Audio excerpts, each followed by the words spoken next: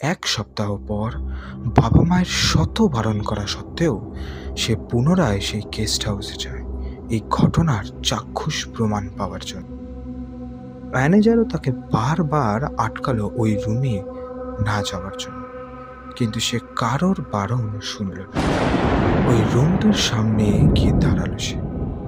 দরজাটা বেশ পুরনো, অনেকদিনই পরিষ্কার করা হয়নি। দরজার পিহোলটা দিয়ে ঘরের ভিতরে চোখ রাখল সে, কিন্তু একটা ফাঁকা চেয়ার ছাড়া আর কিছুই দেখতে পেল না।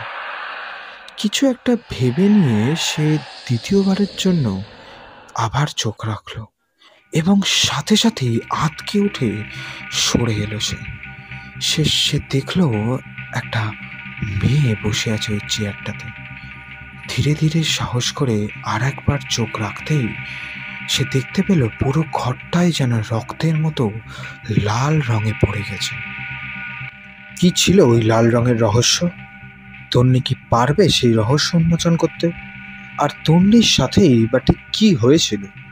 পুরো ঘটনা জানতে চোখ রাখুন আমাদের ইউটিউব চ্যানেল চাঁদের আধারে। আর এরকম আরও ভয় জড়ানো গা ছমছমে গল্প শুনতে চ্যানেলটিকে সাবস্ক্রাইব করে পাশে থাকুন। নমস্কার।